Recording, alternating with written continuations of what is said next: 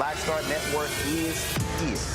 Hold no punches! I'm real revolutionary right now. Black power. Support this man, Black Media. He makes sure that our stories are told. Thank you for being the voice of Black America, Roland. Stay black. I love y'all. All momentum we have now, we have to keep this going. The video looks phenomenal. See, this difference between Black Star Network and Black-owned media and something like CNN. You can't be Black-owned media and be scared. It's time to be smart. Bring your eyeballs home. You dig?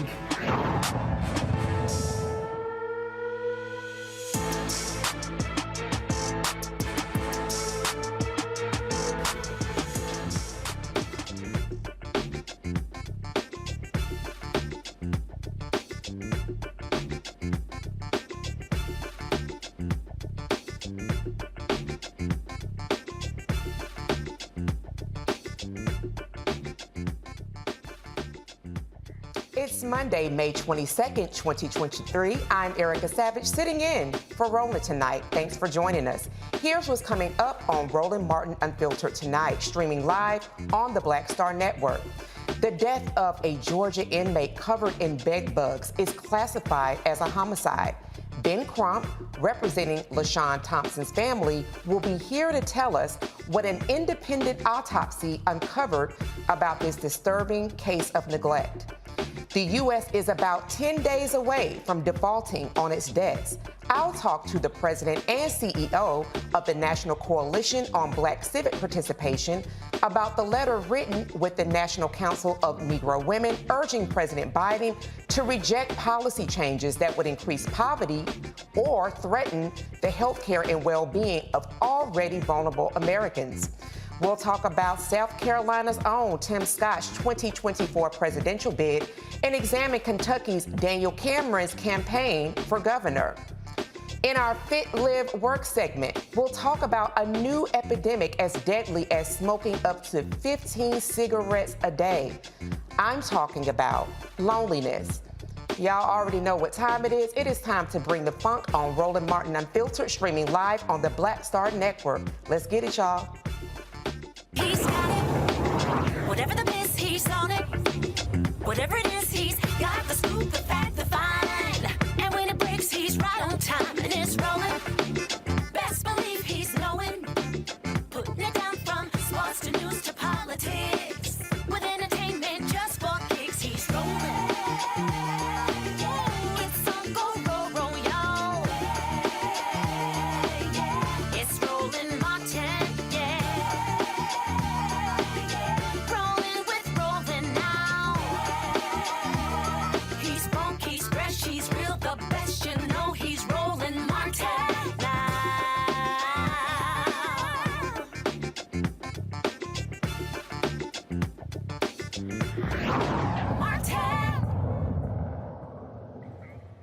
An independent autopsy reveals the Georgia man who died in a bed bug-infested cell in Fulton County's jail psychiatric wing, quote, died due to severe neglect. Lashawn Thompson, 35 years young, died in September of 2022, 3 months after he was booked into the Fulton County Jail in Atlanta. Public outrage over his death spread last month after a lawyer for his family unfortunately released photos of Thompson's face and body covered by insect bites. Thomas's brothers said they are thankful for the truth, but knowing what happened is hard to accept.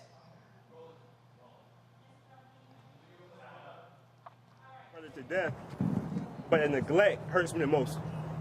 That in 2023, that we'll see people leave people, let them torture, let them rot in the cell.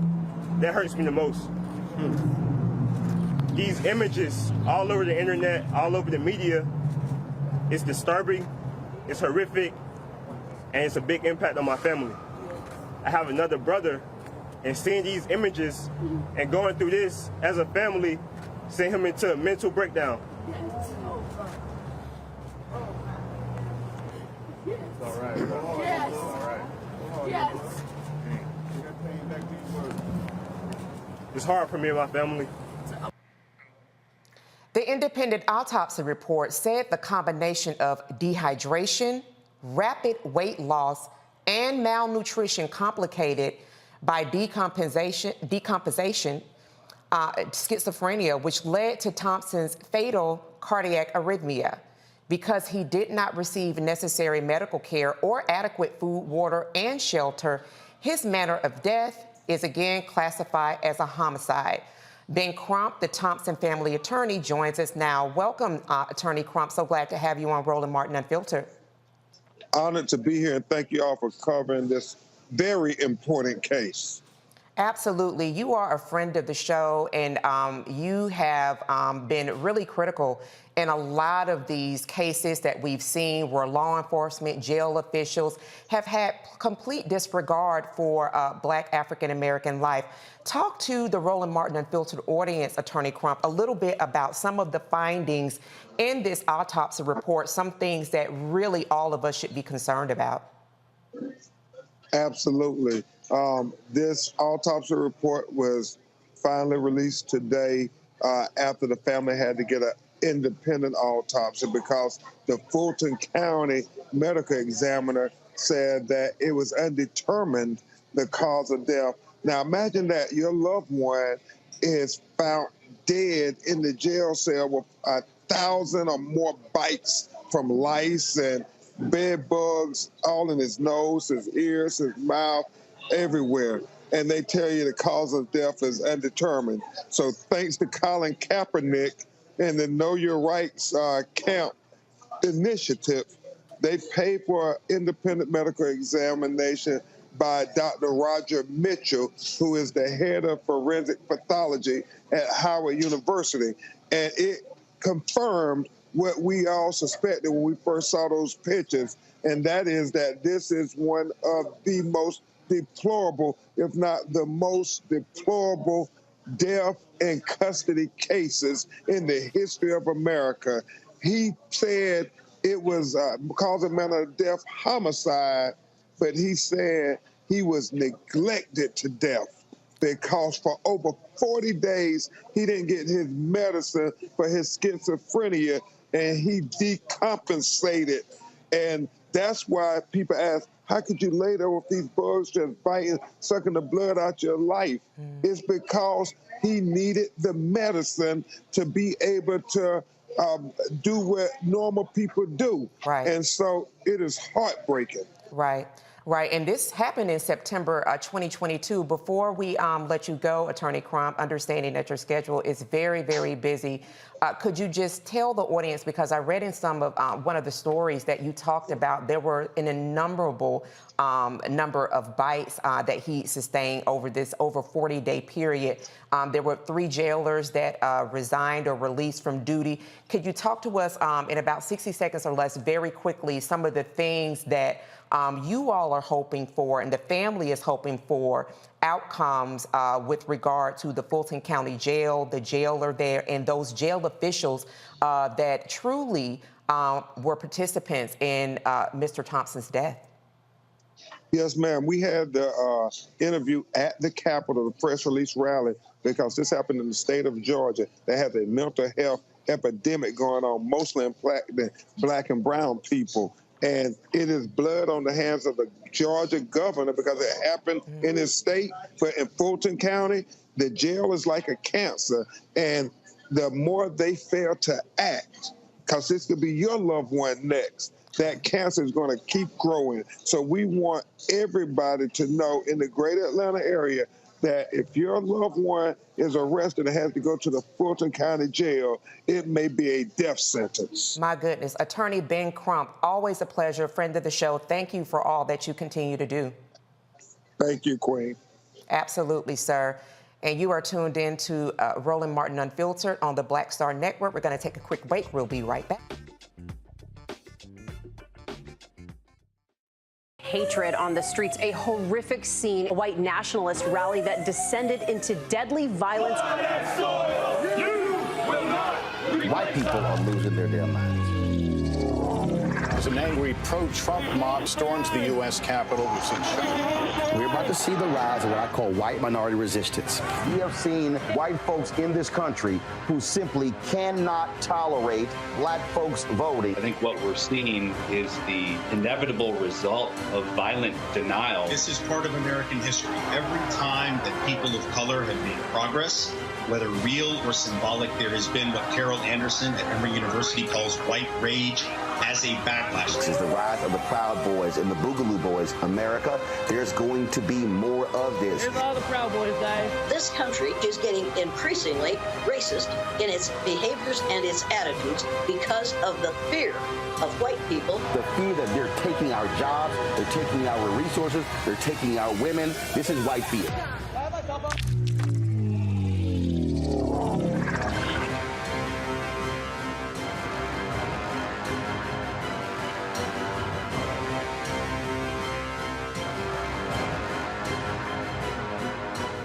Black Star Network is here. Oh, no punch! I'm real revolutionary right now. Thank you for being the voice of Black America. All momentum we have now, we have to keep this going. The video looks phenomenal. See, this difference between Black Star Network and Black-owned media and something like CNN. You can't be Black-owned media and be scared. It's time to be smart. Bring your eyeballs home. You dig?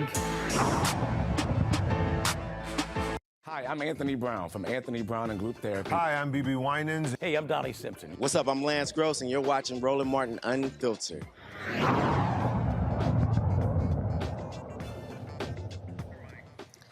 Let's bring in the Monday panel to discuss the Lashawn Thompson case. Today we have Dr. Julianne Malveaux, Dean of the College of Ethnic Studies at California State University from LA, Dr. Amukago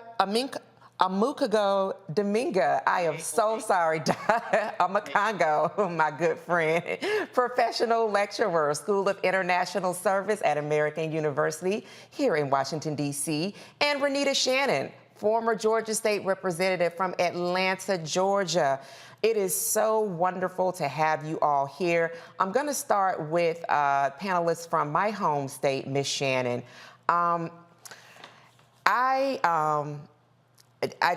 read this story several times over, and it was difficult to get through, to be quite honest with you. Lashawn Thompson died in our home state September 2022, and that was during Suicide Awareness Month. We are now in the month of May 2023, which is Mental Health Awareness Month, and to think the conditions that this young man died in, and he died in those conditions, not alone, but with people who were tasked and received paychecks as officials of that place of incarceration, tasked with ensuring that those brothers and sisters have the care and are well. But as you heard from Attorney Crump, for over 40 days, and he said in a piece that he literally sat in a torture chamber while he was being, and I'm going to quote this, not being treated for schizophrenia. This brother dehydrated.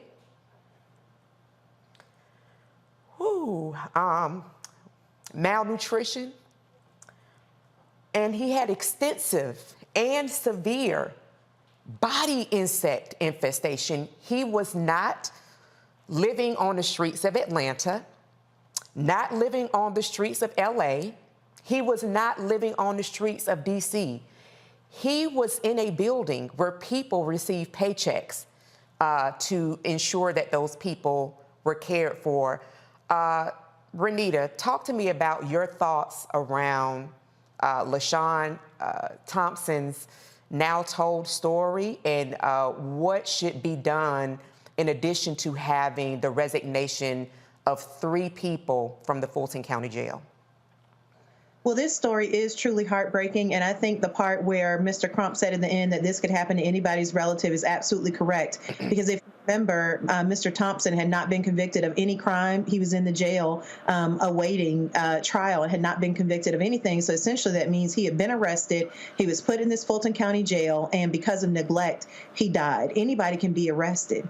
And so this really is just so egregious. What comes to my mind as a former lawmaker is a few things. Number one, you have the sheriff who is elected, whose one and only task is to make sure that our jail is safe. So that's an issue. Number two, you have the problem that for quite some time before Mr. Thompson's death, at least 2 civil rights groups had told the Fulton County, the county of Fulton County, that that the jail was completely unsafe. They made a detailed report. That was Southern Center for Human Rights, as well as the ACLU of Georgia gave a detailed report about how unsafe the jail was and how much people were being put at risk over losing their lives. So the last thing that, and nothing was done about that. So the last thing that also comes to mind as a former lawmaker in Georgia is that Georgia is one of the leading states in the nation for mass incarceration. And time again, what we are seeing is more and more policies to advance putting more folks into jail, unsafe jails. And so anyone could really end up like Mr. Thompson. What we really need to see is wholesale policy change with getting rid of cash bail. Mr. Thompson did not have the $2,500 to pay his bail, and that is what cost him his life. You're right. It's mental. We're talking about mental health issues, but that was not what killed him. What killed him was having to be in a jail that literally nobody could survive, even with the best of mental health conditions. And so it really is a time for everyone to really just stand up and stop electing these folks who are willing to just shove more and more people into jails and not come up with real public safety solutions. That's really what we need. Absolutely. That's so well stated. And thank you for speaking from the vantage point of a former lawmaker, which is why it is incredibly important for people to participate in all elections, your local, your state, your congressional, your presidential elections, because to echo what Renita just said, in repeating what Mr. Crump said, that this could be any one of our relatives. I also want to talk to the point that you spoke about, Renita, with regard to Georgia having the largest number of incarcerated bodies in the nation, and tease that out further. And I want to go to my friend who I chopped up your name, my brother, Dr. Dabinga. I want to talk about this is also an American problem globally. America incarcerates more bodies. That includes children as well. And I traveled as an emissary back in 2019 to do some work in South Sudan. And one of the first people that I spoke with in a local community, Ye State River, I spoke with a woman who was a jailer there in that township. And we talked for about 30 minutes. And what I was so moved by is she talked about their system of incarceration, also rehabilitation, that it is nothing compared to what we see in what we consider a first world country, being the United States, that people who commit crimes are forced to, they stay in the town area, but they're forced into areas where they're not in community with their brothers and sisters. And when we think about social connection, when we think about tribes, when we think about people who are very much connected with the land and the earth and also connected with family, that is difficult. Now, there are, in the capital, Juba, there are some really, really intense prisons there. But I'm just talking about the townships, how they handle people who commit crimes there. Talk a little bit about, because I know you just traveled abroad to South Africa doing some great poetry and different things, but connecting. Talk about what incarceration looks like, what rehabilitation, which is what Renita touched on a little bit, when we think about throwing people into places of incarceration, but really throwing them into places where they are, as Attorney Crump said in this piece, all really akin to torture chambers. What is it doing for the fabric of this country to continue to incarcerate bodies and not also, while those bodies are being held, not provide real sources of rehabilitation and mental health services that so many across the nation and the globe actually need? Yeah, it's really, really tragic to see those images. And when we're talking about on the global scale, look, the fact of the matter is that the United States exports more ideas about prisons than it does democracies. And I've been in prisons in places like South Africa and other parts of the globe. And when I look at some of the ways that they talk about how people who are part of the prison industrial complex in the United States have come to these countries and say, hey, nobody incarcerates people like we do. So if you want to really get this right, do what we do. And quite honestly, it really reminds me of taking us back to World War II and the Holocaust and Hitler, because as we know, many of the ideas that he had in terms of what he did to the Jews, he got from how the United States was treating African Americans. Yes, and so we're seeing history repeat itself on many levels. And so when we come to this situation, what we see in other countries is that there is more of a method of restorative justice in terms of how can people be integrated in society. And I'm talking about before this idea of mass incarceration starts to come to these societies. And of course, there are ways to confine people, but to remove them completely from communities and take away their spirit is not really something that has been what was normalized. Now we're kind of looking at this as a regular thing. And in these countries that I've been to, I've been in refugee camps. I've worked with populations where I've seen people dead, coming into the camps the next day. I've seen people incarcerated. I've seen casualties of war, lost members of my own family. When I was in Congo, some of these situations, and I've never seen a situation as inhumane as what happened to Mr. Thompson. I've never seen that anywhere. And so we talk about being this bastion of democracy across the globe, but our own inhumanity to our own people is committed in ways that just is never seen. And let's be also mindful of the fact that Amnesty International often, every year, implements its human rights reports, and when it tried to do a human rights report in America's prisons, they were denied the opportunity to do this. So as tragic as this is, we have to be, and as serious as this is, we have to be mindful that this is a historic situation as it relates to our treatment of incarcerated individuals, especially Black incarcerated individuals. And as Mr. Crump said, this is the most heinous example of it that any of us have, well, I will speak for myself, that I have ever seen. My goodness, Dr. Dominga. Dr. Malveaux, you are also charged with educating bright minds at Cal State University. We had the pleasure of having them here in studio a couple of months ago. And so to Dr. Dominga's point, when we're listening and watching, Dr. Dominga brought out Amnesty International was not given leeway, given permission to go in to be able to assess what is happening here in the country. Can you talk to us a little bit about, you famously say on this program a lot, particularly when there's an injustice that happens in Mississippi goddamn, well, Georgia goddamn. Could you talk to us a little bit around your thoughts around how you are helping to shape minds to be engaged in really making America reconcile with the injustices of mass incarceration to Black and brown bodies? Well, thank you for the question, and thank you for being with us that day that the students came. They really had a great time. This is graduation week, and Black graduation was yesterday. The main graduation is on Wednesday. And, I'm so proud of the students, especially the ones who've chosen to be politically active. Many of them are involved with Black Lives Matter. Many of them have been visiting the prisons. We at Cal State LA actually have a prison program where students are taking classes in jail, and they will graduate. We graduated the first class last year, about 30 of them. Nice. And they will graduate and they will go on to get master's degrees, and they will be fully rehabilitated. The problem with our program is that it's so small. We just don't have the resources to expand it in a way that we would like to. It's also right now in a male prison. And as you know me, ever the feminist, I'm like, where are the women? Because women are incarcerated as well. But, Renita made a really important point that I just want to pick up on when she talked about it was not schizophrenia. More than 1 million people a year have schizophrenia in these United States. It wasn't schizophrenia that killed that brother. It was torture. That's right. And that's what we have to basically deal with. This was torture. No, they're not going to let Amnesty International. Why would they? To see that? You can't look at that without your stomach being turned. And the picture of the brother's torso with the insects on it. This is America. This is America. And so, as I said, I'm proud of the students who are resisting the forces of predatory capitalism. See, we have to look at, Renita mentioned the jailer and a couple others, the people, the guards. But we need to also talk about who profits from these prisons. Who is making money from these prisons?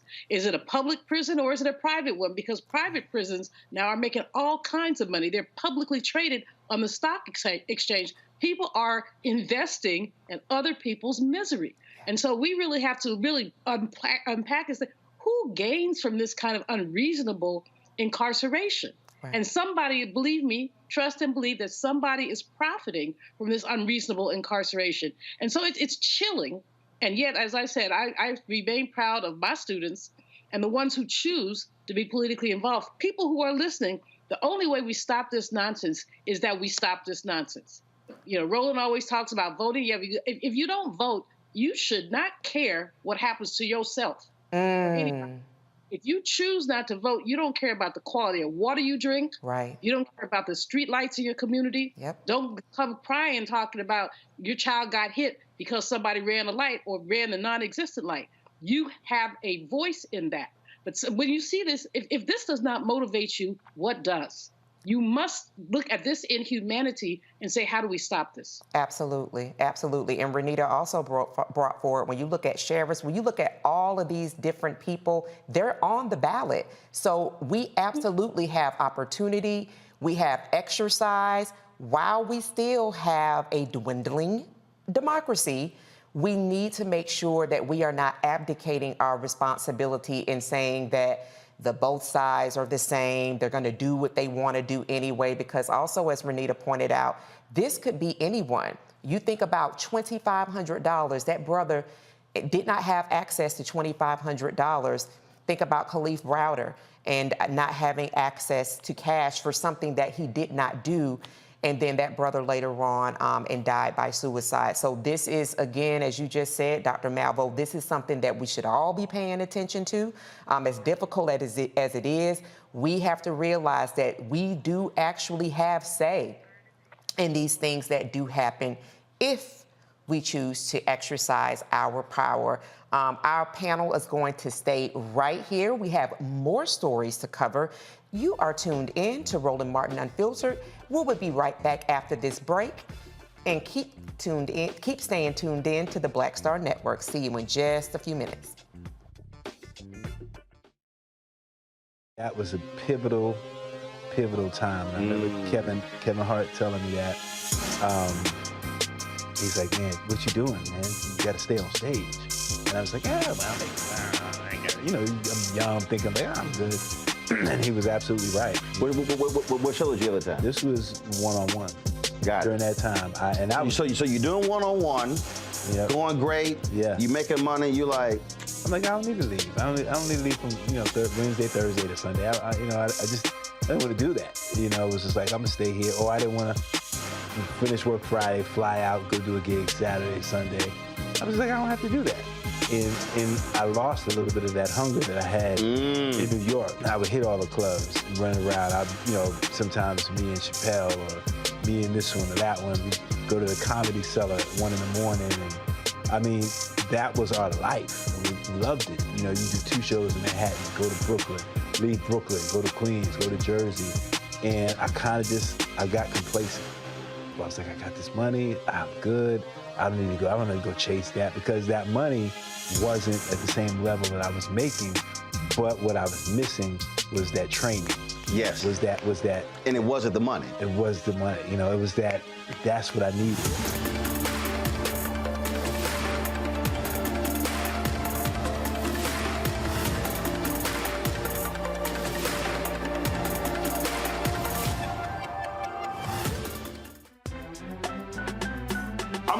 Muhammad, live from LA. And this is The Culture. The Culture is a two-way conversation. You and me. We talk about the stories, politics, the good, the bad, and the downright ugly. So join our community every day at 3 p.m. Eastern and let your voice be heard. Hey, we're all in this together. So let's talk about it and see what kind of trouble we can get into. It's The Culture, weekdays at 3, only on the Black Star Network. Ha ha ha ha ha ha ha yeah. Hey, I'm Antonique Smith. What up, Lana Well, and you are watching Roland Martin Unfiltered. House Speaker Kevin McCarthy and President Biden are having a scheduled meeting at 5:30 to come to an agreement with only 10 days to go until the U.S. risks default. The pair's meeting began an hour ago as negotiators worked to reach a debt ceiling deal that could pass both the Republican-led House and Democrat-led Senate by the end of the month. Treasury Secretary Janet Yellen said that June 1st is the government's, quote, hard deadline, end quote, to raise the debt limit or face a likely first ever national debt default.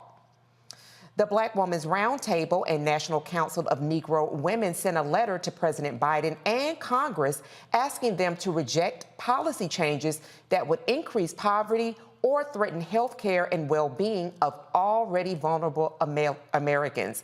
Friend of the show, Melanie Campbell, the president and CEO of the National Coalition on Black Civic Participation, joins me now. Thank you so much for joining us again, Melanie. Always great to have you on the Roland Martin Show. Always a pleasure. Absolutely. So great to see you. So you and the National Council of Negro Women collectively came together with this letter. And what struck me as a bit interesting is we both know that Speaker McCarthy was a failed speaker 13 times up until he actually was elected by his own party.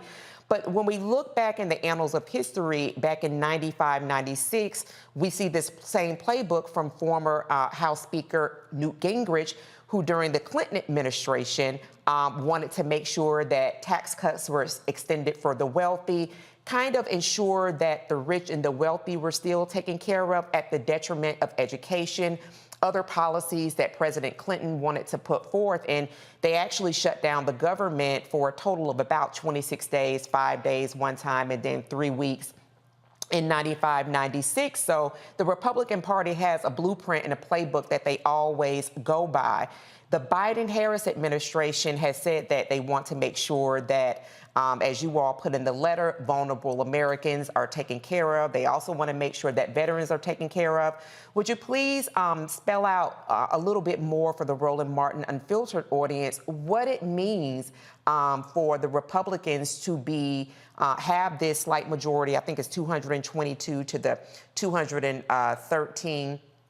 For number one, this is why people should have made sure that they came out and voted during 2022. We're now dealing with a hostile Republican-led Congress.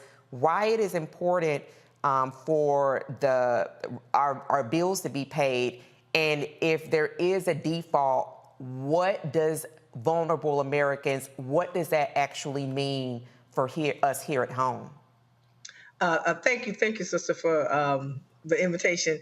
Well, at the end of the day, it's about poor folks, folks who are already vulnerable. That's Black people, white people, Latino folks, children, right? It's about health care, quality.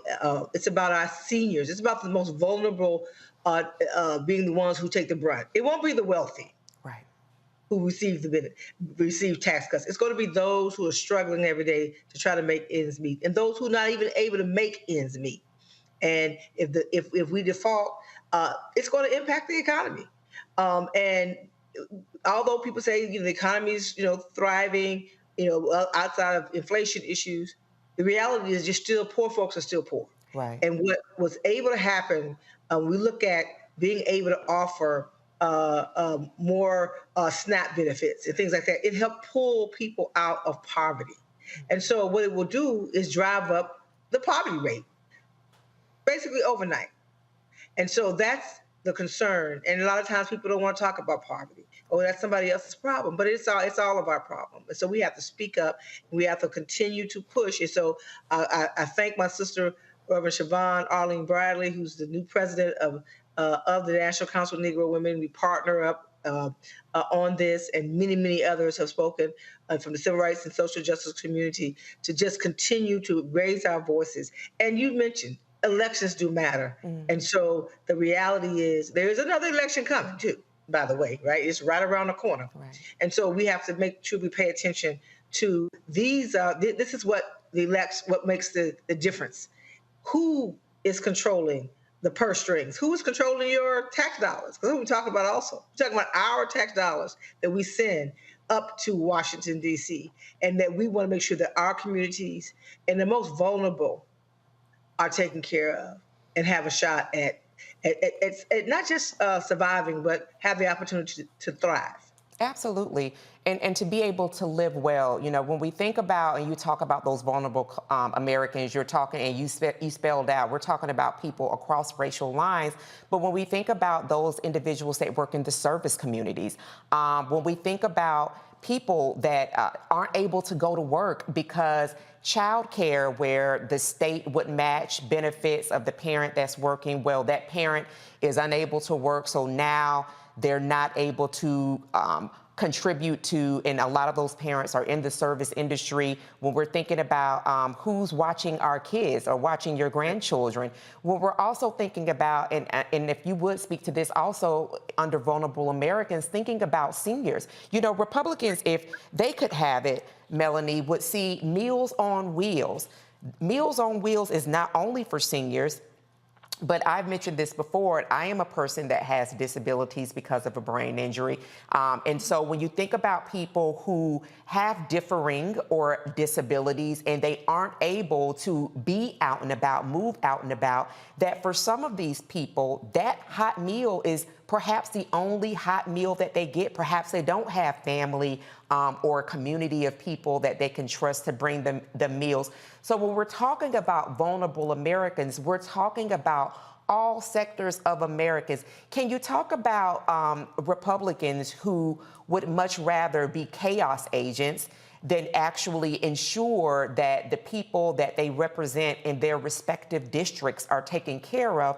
Can you talk about, you know, this notion of not paying bills and really putting at risk people not being able to go to the Veteran Administration and not being able to get medicines that they may have paid a fraction of the dollar on or may have gotten at no cost, not having those services, or the VA having to take a significant cut and them not being able to see the practitioner because they've been released?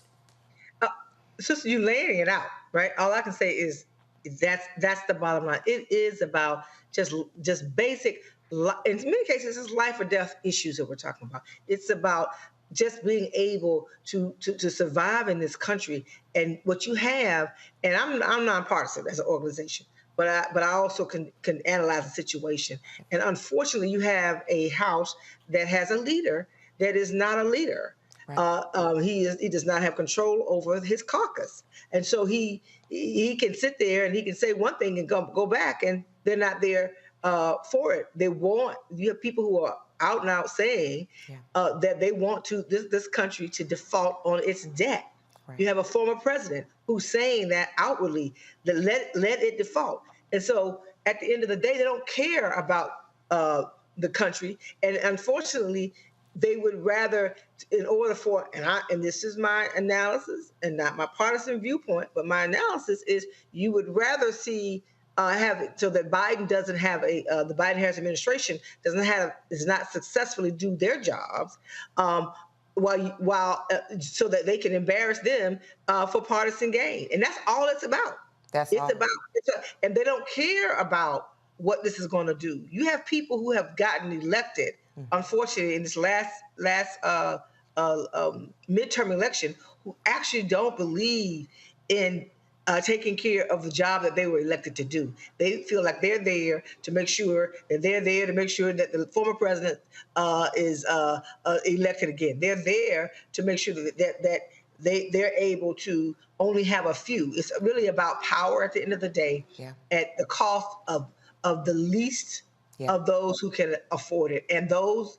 But I do believe, I'm still a glass half full person, believes that we can still keep fighting, and the voices have to be louder and louder, and hopefully and prayerfully, and I believe in the power of prayer, that some kind of way this won't end up defaulting, because we don't even know what that looks like. People think they know, but until it happens, right? You know, and that would be a tragedy for, and it won't just be the United States. It will affect the global market. Global, absolutely. So preferably we will continue to raise our voices and ask others to do the same. And one thing that is important is people will like to put a face on poverty that is Black and brown people. It's poverty across this nation. Yes, we are disproportionately poorer because we don't have the wealth, and that's historic. But at the same time, it's going to come to everybody's door, other than those who are the most wealthy, who can afford to lose a few million, some cases $1 billion, and keep moving. Amen. I stand in agreement with you on that prayer, and that also we're only 13% of the population, but definitely do disproportionately run across a lot of those sectors. I want to bring in my panel here. We only have time for about one question. So Dr. Dominga, in about 30 seconds, your question for Melanie Campbell.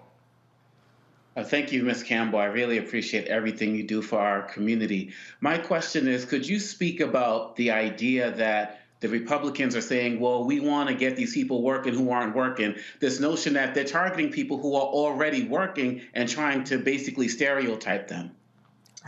Exactly. Ooh, I see my sister, Dr. Julianne Malveaux. I want to let her answer that question, quite frankly, because I know she can break it down in real time. But I do my very best, Julianne, right? But at the end of the day, we know that disproportionately Black and brown people, because we have a higher poverty rate, do have to depend on things like SNAP and TANF and others. But it is, we are not the majority of the population, as mentioned. And so when you talk about work requirements, as if there aren't work requirements in many cases anyway, but it's really sending a signal that this is about the folks who don't want to work and and that dog whistle. So the person is sitting up there going, yeah, tear it down, going to be the very white person, quite frankly, who's going to need that same thing. They're going after saying this is about the Black and the brown people, but it's truly going to hit their street, just like it's going to hit our street. But that's not how they want to frame it. And so it's been a historic problem that we've had in this country, welfare queens, all those historic things. This is where Ronald Reagan and in my lifetime, just seeing how they want to paint the face of poverty as it being Black and brown people only. But truth of the matter is we are not the majority population. As a collective of people of color, we are the majority. But the poverty rate in this country is still very, very high, and people are having a hard time just making ends meet. And so now we're going to put more stress on the backs of poor people in this country just so somebody can have a partisan advantage. Wow. Melanie Campbell, friend of the show, freedom rights fighter, thank you as always for being a guest on Roland Martin Unfiltered. Thank you so much. Yes, ma'am, absolutely. And we're gonna hear from our panel. Roland Martin Unfiltered. We'll be right back. We're gonna take this quick break. Stay connected with us right here on the Black Star Network.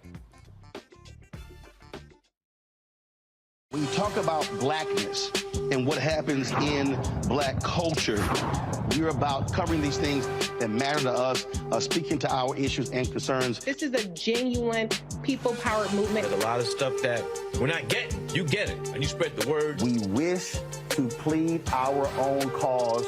Too long have others spoken for us. We cannot tell our own story if we can't pay for it. This is about covering us. Invest in Black-owned media. Your dollars matter.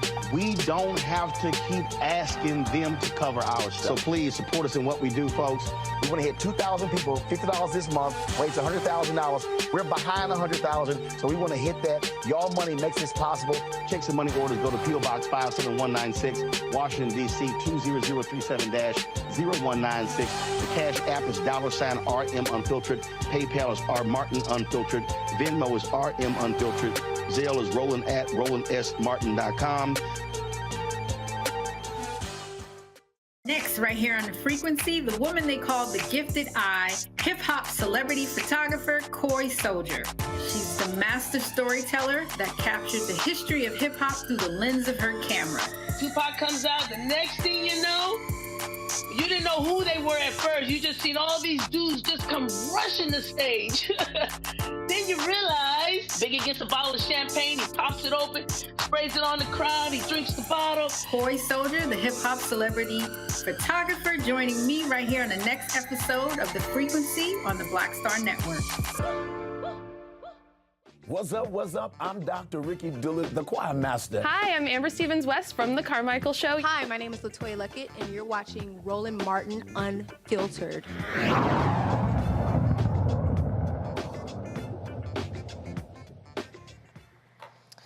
Oh, South Carolina, South Carolina. Your Senator, Tim Scott, officially launched his 2024 presidential bid. The only Black Republican senator spent roughly 40 minutes telling supporters in his hometown of North Charleston why he's the best man to become the next president. Biden and the radical left are attacking every single rung of the ladder that helped me climb. And that's why I'm announcing today that I'm running for President of the United States of America. I'm the candidate the far left fears the most.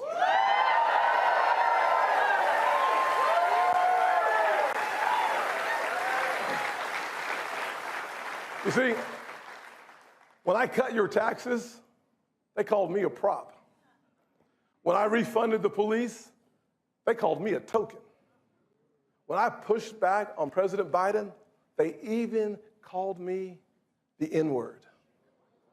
I disrupt their narrative. I threaten their control. The truth of my life disrupts their lives. Would we truly be one nation? Bless him, Lord. Last month, Scott released a video anchored around the anniversary of the start of the Civil War, criticizing Joe Biden and the, quote, radical left for promoting, as Tim says it, victimhood instead of personal responsibility. My. He says Democrats weaponize race when challenged over failures and accuse them of trying to indoctrinate children into believing they live in an evil country. Well, I'm going to bring in the choir. Dr. Malveaux, you had the distinct pleasure. We're talking about the debt ceiling.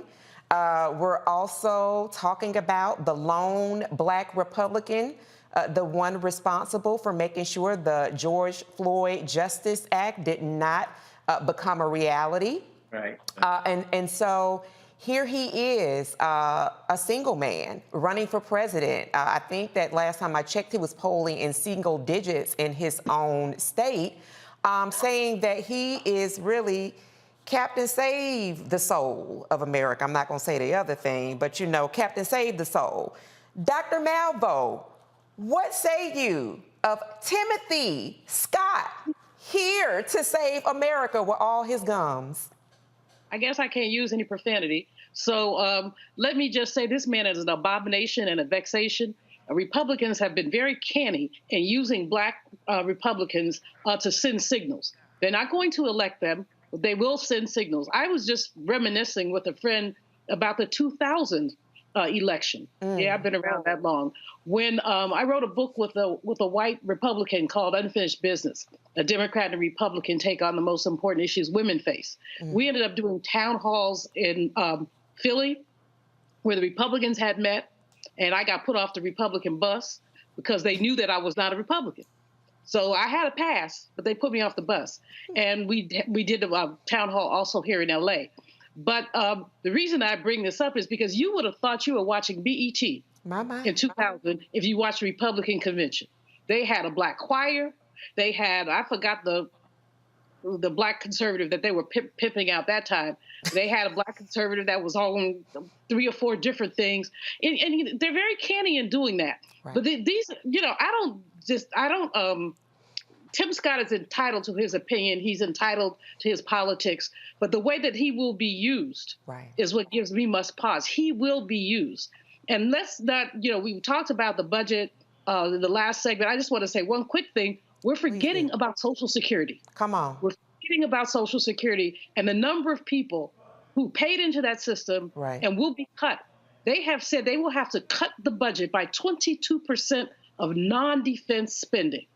Think about it. So if your mama was getting a $1,000 check, now she's getting $780. If she needed that money to pay her rent, she's going to get less. So we really have to be clear about the electoral consequences of this debt ceiling and all these shenanigans. And he's he's one of the shenanigans. I mean, he is a full-fledged shenanigan. You know, he quotes the scripture. This scripture says something about, I was hungry and you didn't give me anything to eat. That's scripture. This other stuff is nonsense. But, you know, I don't doubt his sincerity. I doubt his intelligence. And you are a resident economist, so really thank you for bringing forward, because that's why I said we're definitely going to talk about, continue our conversation on the debt ceiling, as well as the lone Black Republican in Congress responsible for the George Floyd Justice and Policing Act not coming to light. But, you know, in terms of thinking about, and I'm glad you brought forward Social Security, because, you know, Social Security, there are many people that receive Social Security across the strata. And so when you think about it, and I'm glad you teased out that 22% cut and what that will mean, then what does that mean for people who don't have that $300 balance or less, and there's no one else in their family that can do that. We're talking about Meals on Wheels, Social Security. We're talking about child care. We're talking about veterans. We're talking about the breadth of America that Republicans are saying we don't give a damn, and we're going to continue to be chaos agents. And you might not have any election power by the time we have anything to do with it. It is why it is important for people to engage, because the math does impact you. Renita, you are a former lawmaker. Mr. Tim Scott, and I'm glad that Dr. Malvo, you brought forward the scripture because he was also quoted as saying, amen, amen, and amen, Tim Scott was. But there's also a scripture that talks about woe, which is for people that study and connected with the Bible, understand that's a huge word. Woe unto those who legislate evil. So while they're all dancing and, Tim Scott has $22 million in his coffers that he can pass over to his presidential election, they're racking up points elsewhere that will be for their own detriment. Talk to us a little bit about the responsibility of lawmakers and what it means when lawmakers won't speak truth to power, to say things that I always crack up when I hear the leftists and, all of this kind of language that is ginned up by white nationalists, black, white-facing nationalists, whatever people, however they identify themselves, Republicans, people that would literally take food out of the mouth, kick, dance on the graves of people who are suffering and don't have enough, to assume these positions, Renita, and then really use it for their own political advancement. Talk to us a little bit about then what does it mean when people don't engage in the vote and allow this type of person to continue to advance? Well, so my feelings on him running are kind of complex because having been a Democrat who was in elected office, I've seen what it looks like to be a black person, regardless of party, but particularly on Democratic side, running for higher office. And so my thoughts in seeing him run are that this is familiar. This is what happened with Herman Cain. The Republicans are really good at allowing black candidates to run for whatever office they want and have aspirations to run for whatever office they want. They're great at that. The problem is that when you read their platform, it is inherently anti-black. Mm-hmm. And so I say that because look at the slogan of what he's saying. He's saying victory over victimhood. What that does is that kind of minimalizes what black people are facing every day that they have no control over. When you're talking about a mentality of victory over victimhood, what that almost says is that any problem that you have, black people, in your life is due to the way that you think about living life. It basically erases systemic oppression that we know is obvious. Look at what we just saw with Lashawn Thompson. Once again, I think the most important part of that case is the fact that that man had not been convicted of anything. He had just been arrested. Anybody can be accused of anything. And so I think people like Tim Scott miss that there are systematic things that there are systems in this country that actively and every day work against black Americans. And it doesn't matter what your attitude is about those systems are in place. And so to pretty much chalk this up to this is all about your attitude, and if you just didn't see yourself as a victim, then you could be doing a lot better. It's just really disingenuous. But I will say this. As someone who ran for higher office as a Democrat, what I tend to see, and I was having a conversation about this the other day with some elected officials, racism is thick on the right, but anti-blackness is thick on the left. And still have a problem with holding back black candidates when they decide to run for higher office. They do not get the support. In fact, we get outright pushback from folks on the left and within the party. And so this is where they are, Democrats have got to get it together, because you're going to allow Republicans to beat you when it comes to having these historic first elections. I know we're going to talk about Daniel Cameron later on in the show, but you are going to allow them to sort of beat you to some of these firsts because they do not put any guardrails against black folks running for higher office in their party. Like Dr. Malvo said, they're not going to vote for him. But the point is, there's not another Black person going out saying, well, the Republicans stopped me from running. They love that he's up there. It helps them as a shield for the racism that they regularly get accused of. So all is well as long as you don't read their platform. That's just really where I am with that. Yeah, I mean, and the truth of the matter is, you know, folks like Tim Scott, Timothy, definitely always will have nice coffers because they themselves are anti-Black. So it gives those people that are in the party that, you know, for some, you read where there were some people that talked about they weren't with the Trump rhetoric. So they felt a lot more safe. They felt a lot more shielded being behind a Black-facing person who is just as harmful to Black and communities of colors as a Tim Scott, but not an outright white nationalist, racist, Russia sympathizer like Donald Trump. What's interesting, that also was watching some programming a couple of weeks ago, and when we look at that type of Republican stronghold, they were at a college in New Hampshire, and just want to have Dr. Malvo touch on this just quickly, 18 to 24-year-olds, and they talked about their support of Donald Trump, not necessarily one was vocal, one wasn't vocal, but because they wanted to see the party advance. If you could just very quickly, Dr. Malvo, talk about the importance of that youth vote.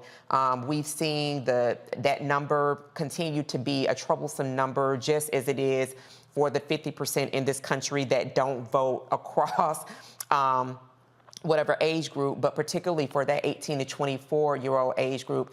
In the final just minute, could you just talk about the importance of engaging? Because I'm telling you, the 18 to 24-year-olds, the white kids at college, they are definitely engaging and they are volunteering on campaigns.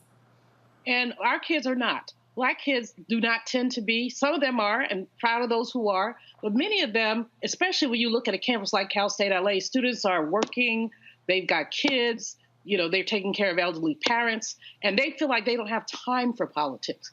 And yet they must know that politics, again, affects everything. But the other thing about youth is that many of them have a short timeline because they're young. So their mantra is, what have you done for me lately? So many of them, as an example, love the fact that President Biden talked about cutting student loan debt. But what has he done for them lately? So the word lately comes up a lot. And without understanding the political process, you know, Pew just released a report that said that I think it was like 13% of young people understood the legislative process. Something like 20% could understand the Constitution. So when you have that, and schools have cut civics, right. High schools have cut civics education. So when you see that, you're basically systematically separating young people from the political process. I love seeing these young white kids involved, but I want to see young Black kids and brown kids involved too. Yeah. Many of them are, but we need more. The youth vote may be the balance of who wins this election. Get engaged. Thank you so much. And our panel, and we will be right back. You're watching Roland Martin Unfiltered on the Black Star Network. Stay connected with us. Next on the Black Table with me, Greg Carr. Democracy in the United States is under siege. On this list of bad actors, it's easy to point out the Donald Trumps, the Marjorie Taylor Greenes, or even the United States Supreme Court as the primary villains. But as David Pepper, author, scholar, and former politician himself says, there's another factor that trumps them all and resides much closer to many of our homes. His book is Laboratories of Autocracy, a wake-up call from behind the lines. So these state houses get hijacked by the far right, then they gerrymander, they suppress the opposition, and that allows them to legislate in a way that doesn't reflect the people of that state. David Pepper joins us on the next Black Table, here on the Black Star Network.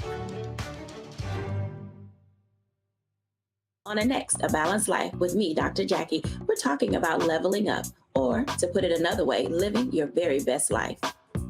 how to take a bold step forward that'll rock your world. Leveling up is different for everybody. You know, I think we fall into this trap, which often gets us stuck because we're looking at someone else's level up journey, what leveling up means to them. For some, it might be a business venture. For some, it might be a relationship situation, but it's different for everybody. It's all a part of a balanced life. That's next on Black Star Network.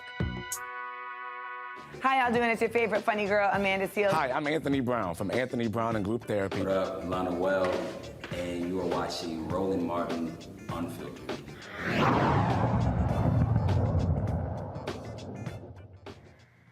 And you are tuned in to Roland Martin Unfiltered. I am Erica Savage, filling in for Roland Martin. We have just been having a robust conversation on the debt ceiling and on Timothy Scott, Senate Republican, lone Black Republican that has thrown in his hat in the presidential race.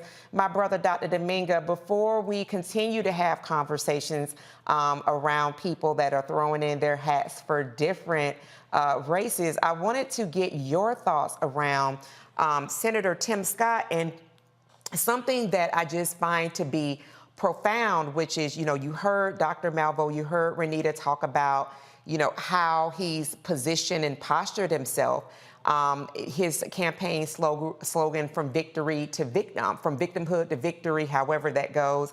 But he continues to pound on this thought that this country is not inherently racist, which I find to be really interesting to him. And as I was just saying in a conversation with Dr. Malvo, that, you know, he really is one that some folks who were willing to share feel more comfortable, they say in the primary, voting for him rather than a Donald Trump who is outright a white nationalist, and this is in my opinion. Can you talk a little bit about Timothy and his $22 million for his presidential campaign run and what he's signaling to people with regard to being a safe person to vote for? Yeah, when you came to us, when you started this segment and I was covering my mouth, it was because I was laughing when in his ad he said the left fears me. And you know, he's not running for president. He's running for some other form of office, maybe to set him up as a potential vice presidential candidate, maybe somebody who could have a secretary position, something to that effect. He's not even going to win South Carolina, let's be very honest. The fact of the matter is he wants to be somebody who has influence. He's going to raise, obviously he has $22 million already. He wants to get more so he can be able to gain influence as it relates to supporting other candidates. But when it comes down to his policies, let's be really clear. Republicans have never had a non-white male presidential candidate in its history, the nominee, I should say. And the fact of the matter is that in this cycle that we're in right now, with this wave of racism and extremism, no white male candidate, only a white male candidate will be a nominee for the Republican Party. Scott doesn't have a chance. Nikki Haley doesn't have a chance, so on and so forth. But look, if Senator Scott owned a restaurant, the restaurant will be called Waffles. Why? Because he's demonstrated no serious commitment to anything. He's never fully answered a question on what he would do if an abortion bill got to his desk. He talks about supporting the police, but then at the same time he talks about, I actually worked with Democratic senators on police reform, though he tanked it, like you mentioned. When it comes to other policies relating to guns, he's waffled on that as well.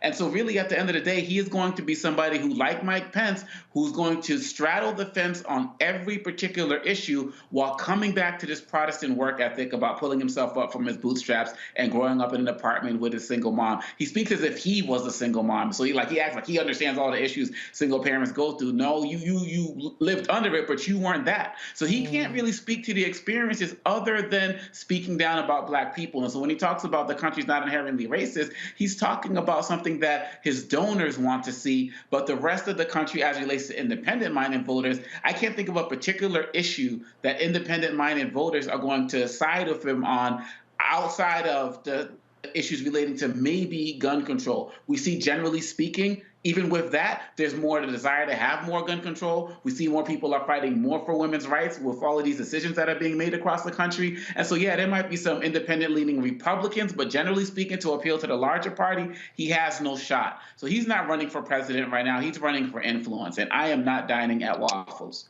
Period. And listen, I want to add to that name. I love that restaurant, that whole piece. I want to add Waffles and Pretzels because he will absolutely contort himself to any form for that level of acceptance. And I agree with you that that has been my long-held belief that he is absolutely not running for president, that it was historic to have that amount of money in the coffers for the presidential bid. So I'm really looking at, as you just pointed out, Dr. Dominga, if not vice president, some type of cabinet position, because he absolutely is not going to win the primary. As I mentioned before, he's polling in single digits, him and Nikki Haley, both in their home state of South Carolina. It's definitely a dead horse. So this brings us to Kentucky's first Black Attorney General has won the Republican primary for governor, becoming the first major party Black nominee for the governor in the state's history. Daniel Cameron, who former President Donald Trump, the son of a Klansman, endorsed, emerged victorious from a 12-candidate field. Cameron will face off with Democratic incumbent Andy Beshear in November in Kentucky. Democrats say Cameron can't be trusted. The last four AGs were more aspiring governors than they were law enforcement officials. You had two attorney generals that you just noted who have decided that after 3.5 years that they want to run for another office. I'm running for attorney general and nothing else. With General Beshear, he doesn't find this job satisfactory. He doesn't find the job challenging enough to stay in this office. He's looking for a different platform. Again, I think this office needs continuity and stability over the next decade, and I intend to bring that over the 8 years. I'm hopeful if I can get through this first hurdle in November. We've had individuals that have run for this office just as a stepping stone to another office, and I think the law enforcement community is tired of that. I think Kentucky is ready for an attorney general that thinks that this is a job worth having, and it's a job worth having for more than just 3.5 years. The last 3 consecutive attorney generals have all been looking for different pastures. Look, I have no interest in any other job. I'm Daniel Cameron, and that's exactly the kind of governor I will be. Cameron faced much criticism about how he handled the Breonna Taylor shooting case. He told Fox News he did what was right regarding that investigation. Kentucky history to see an African-American assume the governor's office, but there is, the criticism of you and your handling of how police responded to the Breonna Taylor shooting back in 2020, and I'm just wondering how you negotiate that, explain that. Do you feel a need to? Well, I'm proud of the work that our office did in investigating and prosecuting this case. My responsibility, and I know folks here in Kentucky understand that, my responsibility is to the laws of the Commonwealth of Kentucky, not narratives that are created by MSNBC or CNN or the far left. And people here in Kentucky respect me because I stood my ground. I did what was right by our laws. And I did what was right without fear, favor, and regardless of folks, even if they protested on our front line. And so that is what folks want here in Kentucky for a governor. They want somebody that's going to stand firm for our values and not cower to the far left or the woke ideology that's trying to make its way into Kentucky. I'm going to be a governor for the people of the Commonwealth of Kentucky, and that's why we're going to win in November. Renita, your thoughts on Daniel Cameron, and this is a person who was sworn in with 2 Black women by his side, his mother and his sister, and honestly, he's still has the blood of Breonna Taylor's blood on his hands. Talking about he's standing his ground, what are your thoughts on his primary win? Well, my thoughts are that this exactly makes my point about what I was saying before. Now that he has gotten the nomination for them, he has a very good chance of becoming Kentucky's next governor. And the only reason that that can even really happen is not because Republicans are so wonderful. It's happening because Democrats do not allow Black progressive candidates, when they decide to run for higher office, to actually do that and support them in the ways that they should. You need a Black progressive candidate to literally say to Daniel Cameron, you know, how do you soothe the concerns of everyday Black Kentuckians who are probably worried that they could be sleeping in their bed and find themselves getting awakened to police shooting and killing them? You know, this is something that he's been unable to resolve. And so when he says that the police did the right thing, you know, that is something that does nothing to resolve anybody's concerns. Breonna Taylor was sleeping in her bed and she was murdered by police. That can happen to any Black person. And anybody who knows the story knows that that is the truth.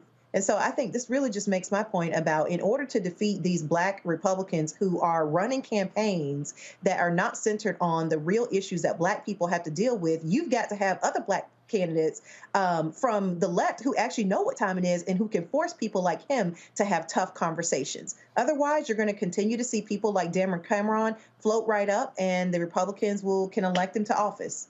And Dr. Dibinga, to Renita's point, I remember there was a candidate in Kentucky that ran for office, Charles Booker, who didn't win. He didn't advance and move forward. So, you know, besides having the social media power, can you talk a little bit about, number one, your response to his primary win, but then what are some of the other resources that are needed? That first video that we saw was something that was launched by Kentucky Democrats. What are some of the other resources that are necessary to propel and exact wins in a state like Kentucky?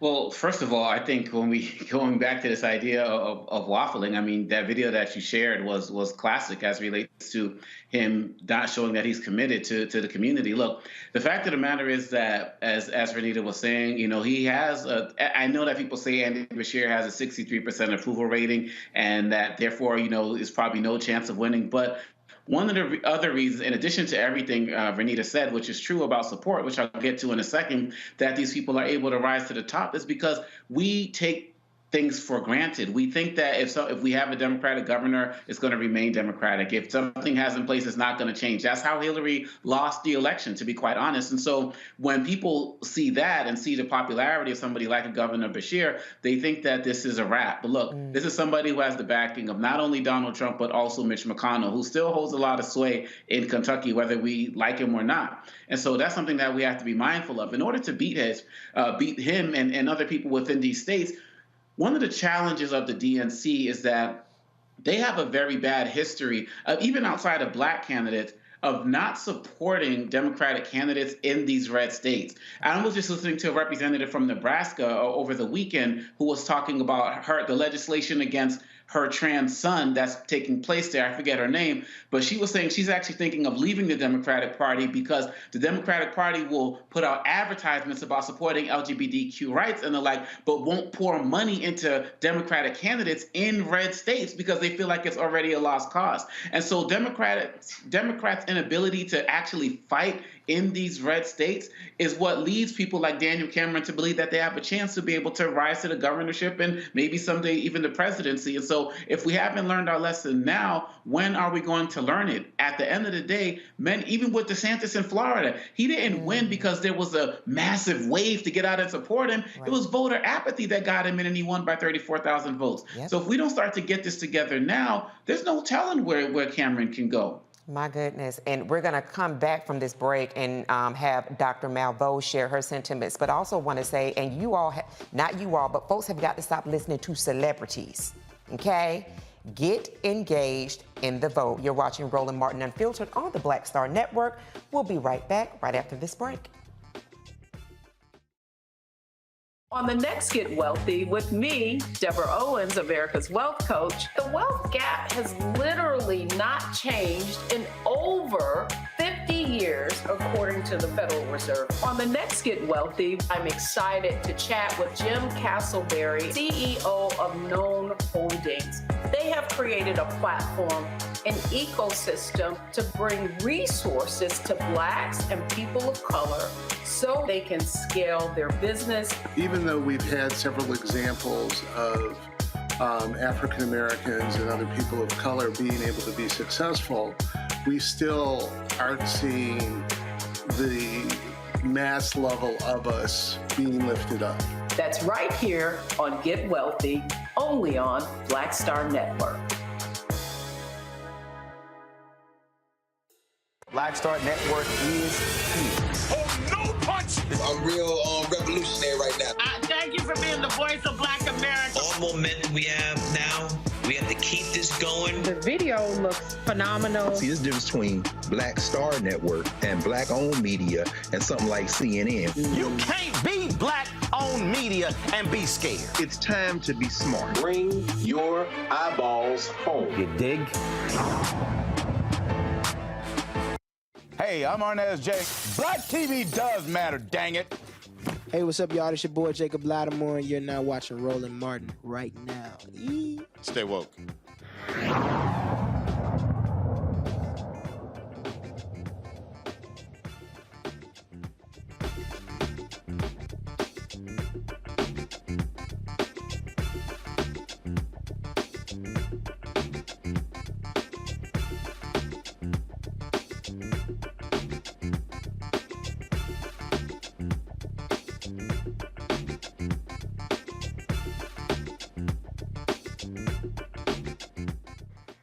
Thanks for tuning back in to Roland Martin Unfiltered on the Black Star Network. I am Erica Savage filling in for Roland Martin today. And we've just been talking about, we've got Timothy Scott, Senator out of South Carolina, that has announced his run for president. Now we have Daniel Cameron, the Attorney General of Kentucky, with the hands of Breonna Taylor still on his hands, has announced, he's won his Republican primary for governor there. And so we were just having that conversation with Renita and Dr. Dominga. Dr. Malveaux, definitely wanted to bring you in on this conversation because one of the points that Renita brought up is the failure of the Democratic Party to really support progressive candidates. And Dr. Dominga was talking about someone who was saying that they wanted to leave the party because as a result of the Dems, they do run ads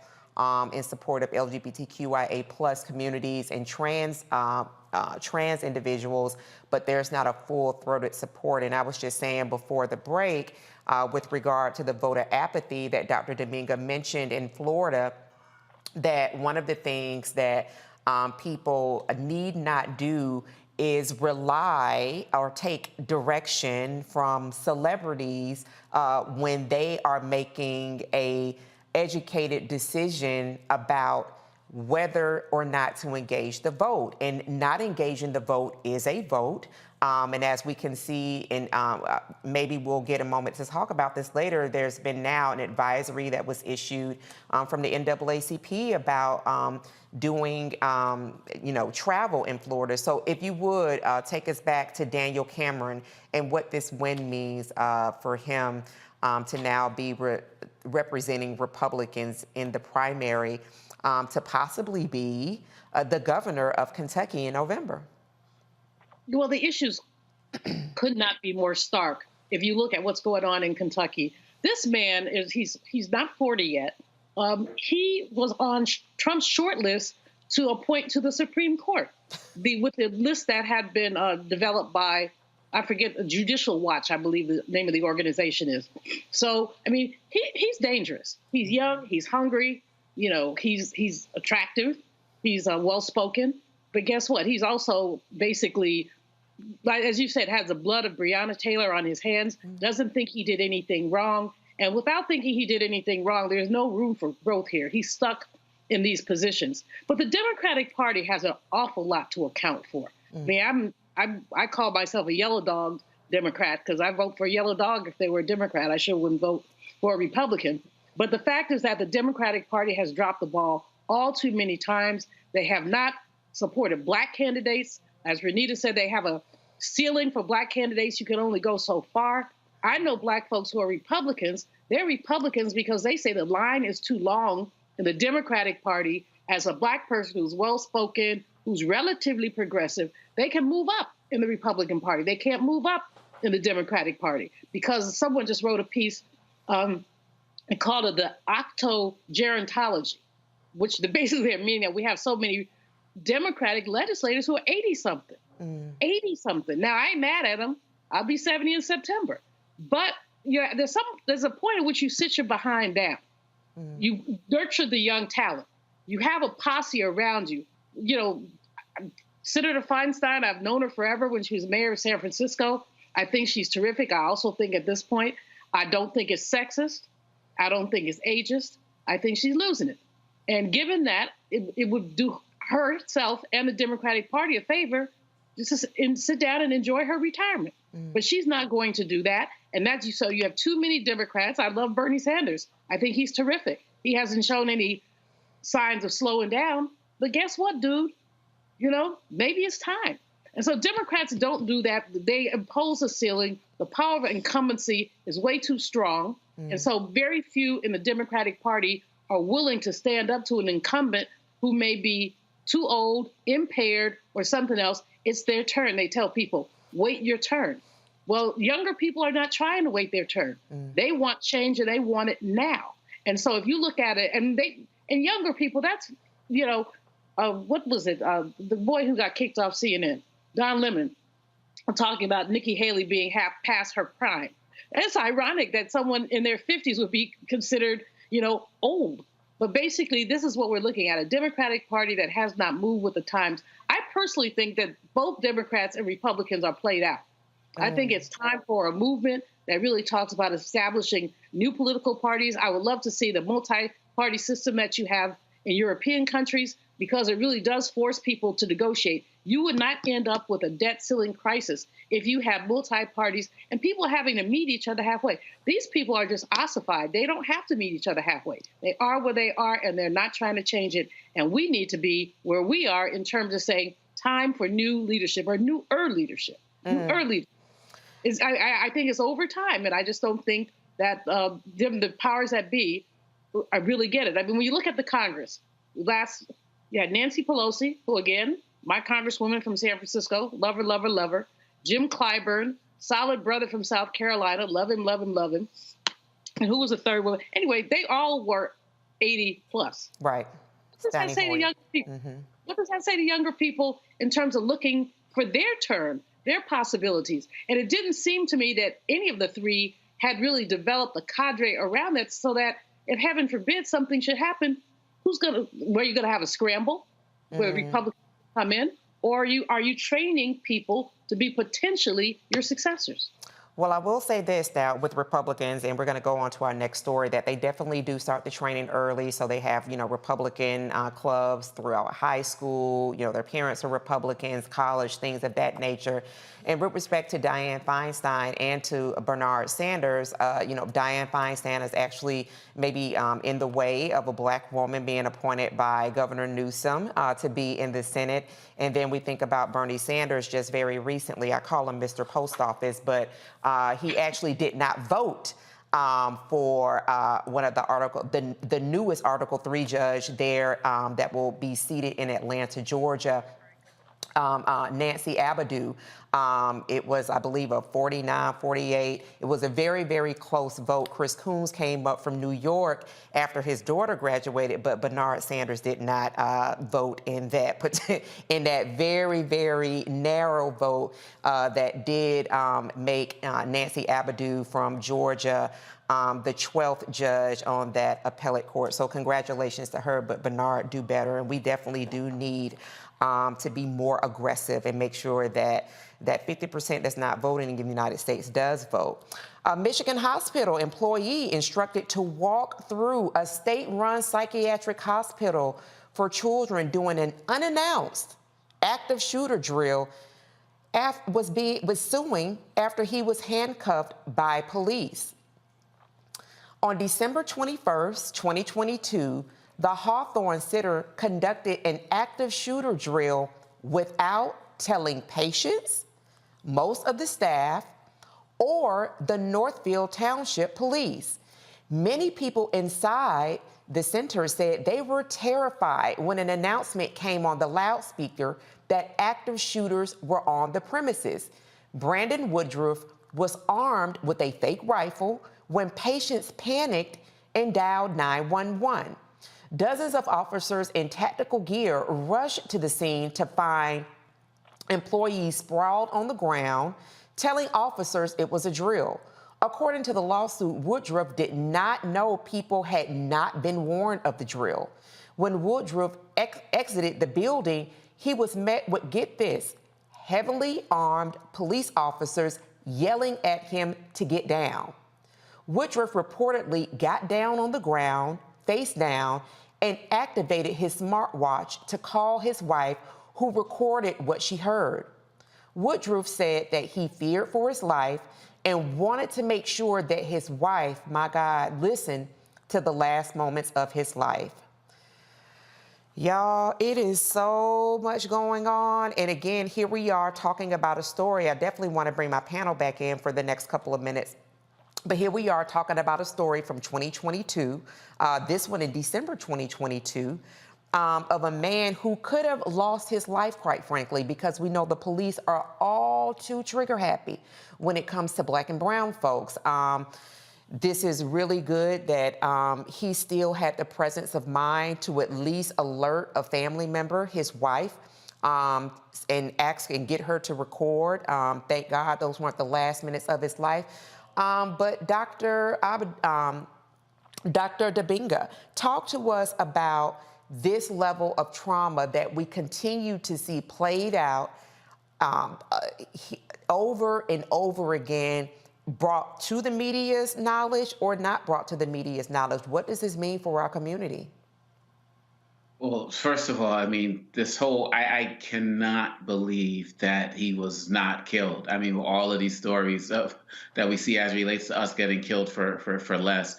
I'm thankful that he was able to survive. And secondly, I mean, this is something that no Black person should ever agree to in the first place, to do something like this, whether everybody knows about it or not, especially nowadays. As somebody who works in schools and speaks at schools across the country and former classroom teacher, K-12, before I started teaching at the university, everybody always knew about the drills and what was going to go on. So I think the people who organized this should face some type of charges criminally for endangering so many people, and I'm glad they're facing the lawsuits. As it relates to our community, this is important that people understand that it's not just the actual killings that traumatize us. It is situations like this as well. What this whole thing, we've been talking about this even with the story of Mr. Thompson. You know, Renita said this, Dr. Malvo said this. How many times have we said this tonight? It could literally be any one of us as it relates to. Notice how he kind of knew the procedure. What do we do whenever we encounter cops? Stop, make sure our hands are up, and activate some type of recording device, right? Because we just never know, and we don't want to leave it up to their dash cams, which they can redact and do whatever they want. But he wanted to. But then the fact that his wife would possibly have to hear his last words. How many situations have we seen? Philando Castile, Walter, the brother in the store in. I believe it's Scott Walker, I believe, in the store, who was walking around with a toy gun in the Walmart, right? Whose girlfriend had to hear him die, and I apologize if I got the name wrong, but who had to hear him die, and the father hearing him say the gun's not even real. So those type of situations are traumatic for us because we don't even need to be carrying a fake rifle. We could be in a Trayvon Martin type situation, and so people need to understand. In my book that's coming out, Lies About Black People: How to Combat Racist Stereotypes and Why It Matters, I cite a Harvard study that shows that when these situations arise before social media and the internet and the like, these situations will be traumatic for Black people within a certain radius of where a situation happened. But now, because of social media, it's something that is impactful for us, not only across the country, but across the globe. And these are real psychological issues that we as Black people, and we don't have the services in our community to be able to treat these or recognize the signs. So we are re-traumatized with situations like this, and it's really tragic. Absolutely. Lies About Black People, Dr. Dabinga's book is going to be out on shelves really soon, so make sure you cop that. We got about 30 seconds. We're going to go to Renita and then to Dr. Malvo. Renita, your comment. Well, Congo made many of the points that I wanted to say, but I just want to reiterate one thing. You know, I never assume that I know what's going through a person's head when they make certain decisions. But to Congo's point, Black people, please think about what people are asking you to do. Think about if that is a good idea for you as a Black person. Now, maybe this man was thinking that he would be fired if he didn't, assume the role that they wanted him to assume. But if you do, just speaking to the Black community in general, if you do have the resources and that is not a worry for you, please think about what you're being asked to do, because he is very, very lucky that he did not lose his life. I'm glad that he is suing, but I also think, too, that too many Black people are walking around thinking and believing the nonsense that we hear from some people, as we mentioned before, like the Daniel Camerons of the world, that, everything is all equal and situations and circumstances will not be different for you because you are Black. Yes, it will be different, and you need to take that into account before you make decisions about what you will or will not do. That is an excellent point to bring up. He was 5 months on the job, Renita, to your point. Dr. Malvo, in about 30 seconds, your comment. Well, I wonder what possessed who to ask this brother to play the role of an active shooter. And what possessed who? Would they have asked a white man to do that? No. Because it seems to me that whoever did this either missed a brain cell or just was not very thoughtful, has their head in the clouds, doesn't watch the news. You see a Black man with a rifle. What do you think is going to happen? I mean, truly, what do you think is going to happen? So, I mean, he's suing the hospital, and he's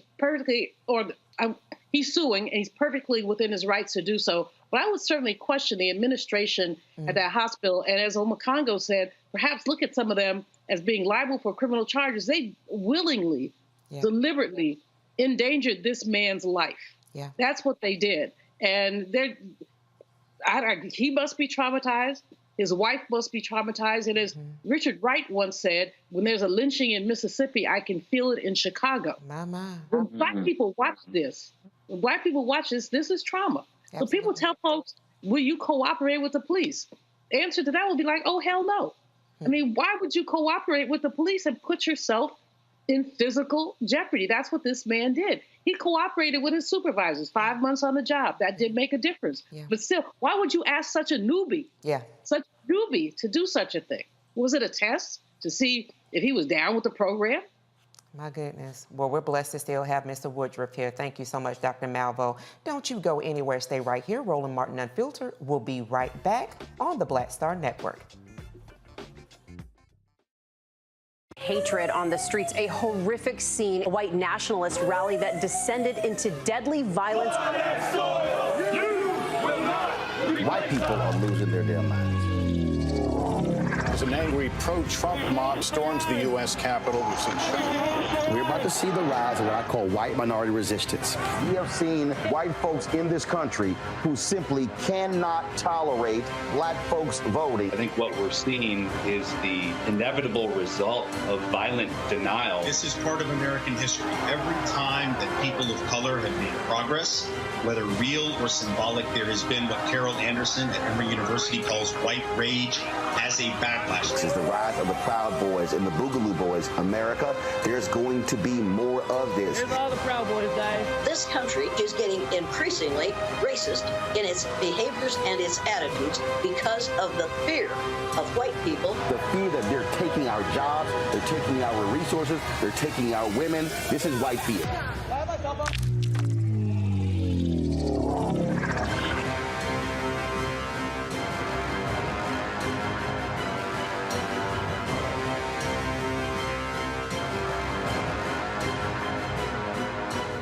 Black Star Network is here. Oh, no punch! I'm real revolutionary right now. Thank you for being the voice of Black America. All momentum we have now, we have to keep this going. The video looks phenomenal. See, there's a difference between Black Star Network and Black-owned media and something like CNN. You can't be Black-owned media and be scared. It's time to be smart. Bring your eyeballs home. You dig? Hey, I'm Cupid, the maker of the Cupid Shuffle and the Wham Dance. What's going on? This is Tobias Trevelyan. And if you're ready, you are listening to and you are watching Roland Martin Unfiltered.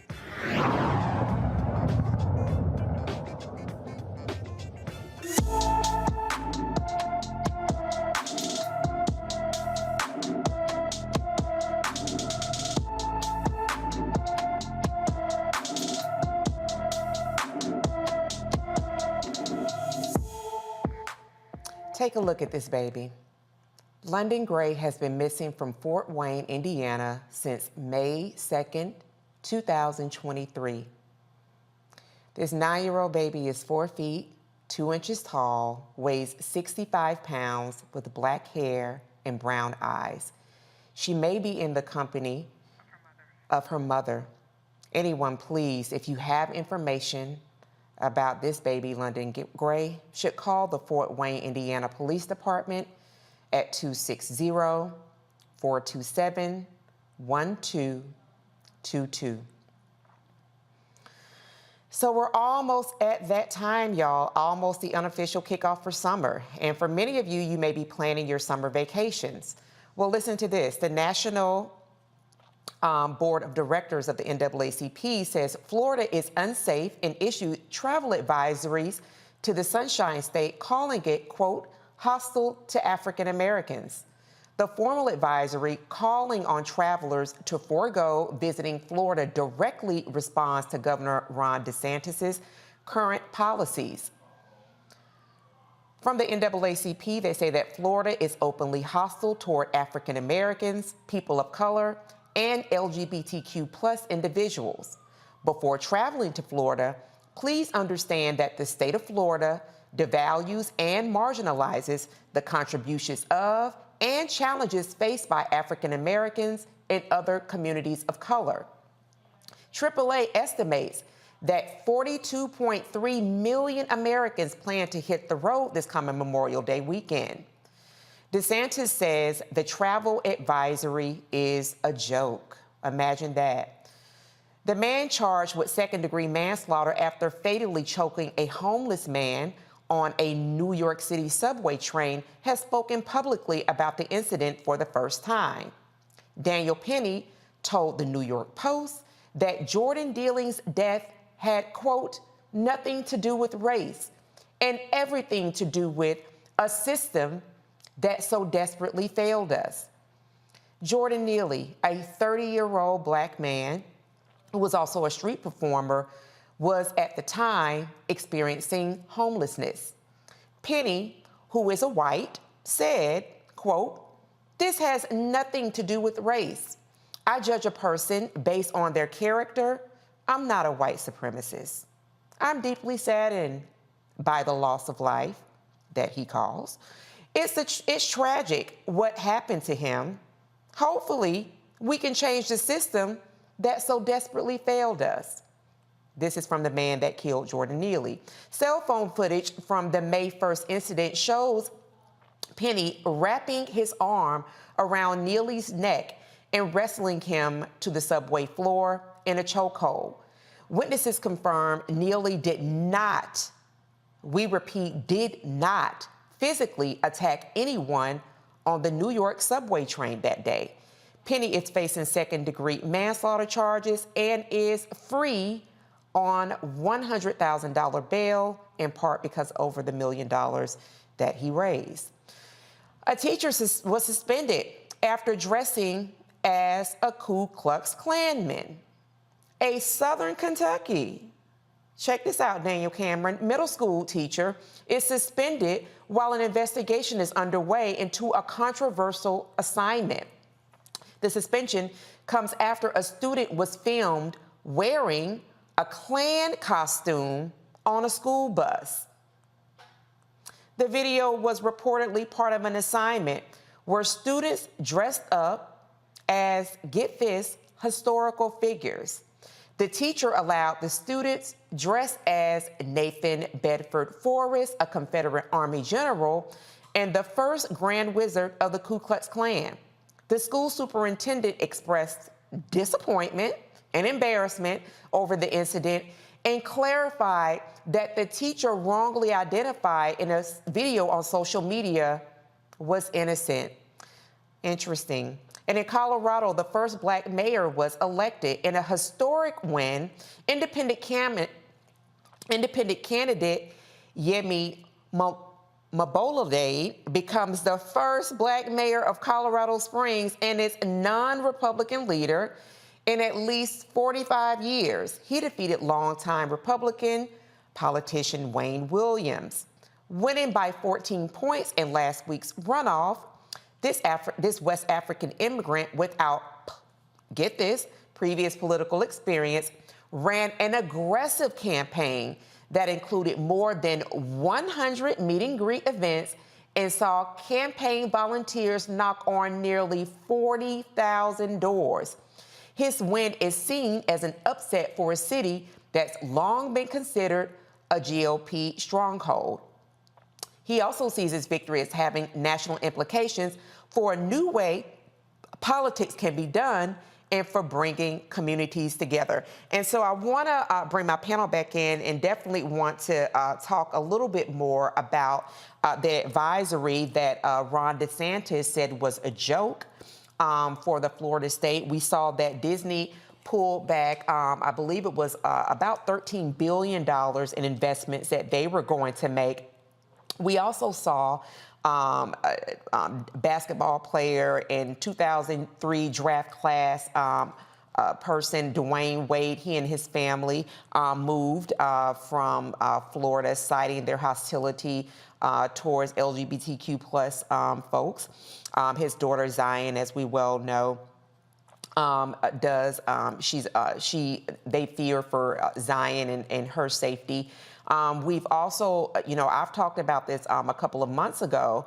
It might have even been late last year when I really did say, and I've seen this conversation now kind of come out over social media to say that I felt that students in Florida, I said this either earlier this year or late last year, that when they're being courted by schools from Florida, should make sure that, listen, I don't agree with your policies, especially since Governor DeSantis is also being hostile towards HBCUs and teaching Black history and sororities and fraternities. And so before we go to break, I just want to get your thoughts, Dr. Malvo. You're one of the resident educators here on the show. If you could just in about 45 seconds talk about this NAACP advisory and what it means when we think about the economics of Florida. Well, tourism is a major resource in Florida. And so if people take this seriously, and I hope they will, it will mean less revenue for Florida. DeSantis wants to call this a joke or whatever. It's not a joke if it impacts the economy. Mm-hmm. And I think tourism is either the second or third largest economic driver in the state of Florida. You see why. Beautiful beaches, beautiful leisure activities. But it doesn't matter if basically you will not be respected, if you can be shot or killed. And then the Black community really does need to pay attention to this and basically look at I think the NAACP, I have to give them high props. It was a courageous stance to take. Yes. The mayor of Tampa, that's showing Tampa, she's an out gay woman, and she has said, well, you're still welcome in Tampa. Well, you can't take a spaceship to Tampa. You got to drive from the airport. You're still going to be dealt in a hostile way. And of course, our HBCUs there are really having a hard time with this governor. I have a faculty member. I'm losing a faculty member to Florida, but I told him, I said, baby, take a leave because you'll be back. Because the brother is openly gay, and he's already received a memo that says he cannot use the words diversity, equity, or inclusion in his classroom. He cannot use these words in his classroom. Now, I couldn't match his offer. He got a lot more money than I'm able to pay him. But the fact is that money cannot buy you safety. And there was just a sign that said something about kill all gays that was on the side of the highway. So this is what we're dealing with. Yeah. And the NAACP is to be commended. But we have to make sure that DeSantis feels this. And how do we do that? Don't go to Florida. Now, I know people already bought their tickets and already have the reservations, may be reluctant to switch those. But the fact is that this state is dangerous because its governor is dangerous and because open hostility towards Black people is allowed. Absolutely. And thank you for pointing that out, a resident economist as well, Dr. Malvo. And I also just want to kind of quote Dr. Greg Carr here when he talks about breaking their political backs. You definitely got to do that because this is a person who many are watching and waiting for him to maybe even as early as this week or next week throw in his hat for the presidential presidential ring. So definitely want to make sure that we are being engaged in politics and keeping an eye on Florida. You are watching Roland Martin Unfiltered on a Black Star Network. Stay with us, everybody. We'll be right back. Next on the Black Table with me, Greg Carr. Democracy in the United States is under siege. On this list of bad actors, it's easy to point out the Donald Trumps, the Marjorie Taylor Greens, or even the United States Supreme Court as the primary villains. But as David Pepper, author, scholar, and former politician himself says, there's another factor that trumps them all and resides much closer to many of our homes. His book is Laboratories of Autocracy, a wake-up call from behind the lines. So these state houses get hijacked by the far right, then they gerrymander, they suppress the opposition, and that allows them to legislate in a way that doesn't reflect the people of that state. David Pepper joins us on the next Black Table, here on the Black Star Network. Next, right here on The Frequency, the woman they call the Gifted Eye, hip-hop celebrity photographer Coy Soldier. She's the master storyteller that captured the history of hip-hop through the lens of her camera. Tupac comes out, the next thing you know, you didn't know who they were at first. You just seen all these dudes just come rushing the stage. Then you realize Biggie gets a bottle of champagne, he pops it open, sprays it on the crowd, he drinks the bottle. Coy Soldier, the hip-hop celebrity photographer, joining me right here on the next episode of The Frequency on the Black Star Network.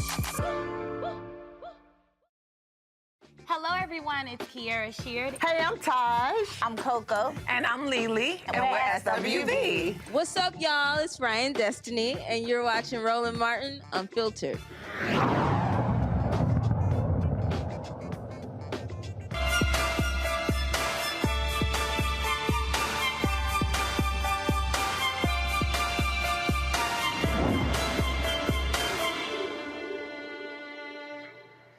A new epidemic is as deadly as smoking up to 15 cigarettes daily, costing the health industry billions annually. I bet you won't guess what this public health crisis is. It's loneliness. Researchers found lonely people are 50% more likely to die prematurely than those with healthy social relationships. Mental health care expert Dr. Troy Beyer joins me from Los Angeles to explain how loneliness can be deadly. Thank you so much for joining, and welcome to Roland Martin Unfiltered again, Dr. Beyer. Thank you. It's great to be here. Yeah, I'm really happy that loneliness is getting the attention that it deserves because it is lethal and it is an epidemic. Human beings are not born to be alone. Even, we can get biblical about it. God says man shall not be alone. We can be psychological about it. We can even be biological about it. We need to interact with other human beings. It's very important. And I think it's also important that people understand there's a very clear distinction between loneliness and being alone. And that's the gap that I have really been focusing on in my work recently, because to be alone is a physical experience. You're alone. There's no one around. But to be lonely is an emotional experience. And that's why it cuts deeper and it hurts more. Right. Yeah. And then a step further is it's not just about being in the company of people, right? You want to make sure you're in the company of people that you are connected to, that you can have a common union with, which is why community is so important. That's what community is. Absolutely. And I'm so glad that you raised that distinction, Dr. Beyer. I move in the wellness space. So when I read this report, it's about an 82-page report. I'm sure you're familiar with it. But I was really glad that our Surgeon General, who served during the Biden administration, Dr. Murthy, released this report, the executive summary, and he talked specifically about some of the points that you made about social connection. And on his list of priorities in partnership with Health and Human Services, HHS, he released that loneliness and isolation were a public health concern, that he'd done a listening tour and kept hearing the word lonely. And so when I read Dr. Murthy's letter that he had in front of the report, and it talked about some of the other conditions that are specific to, as you made the distinction between being alone and being lonely, but being lonely and being isolated, not having those healthy social connections, schizophrenia rose up. We talked about in bringing you forward. We talked about premature death, also dementia.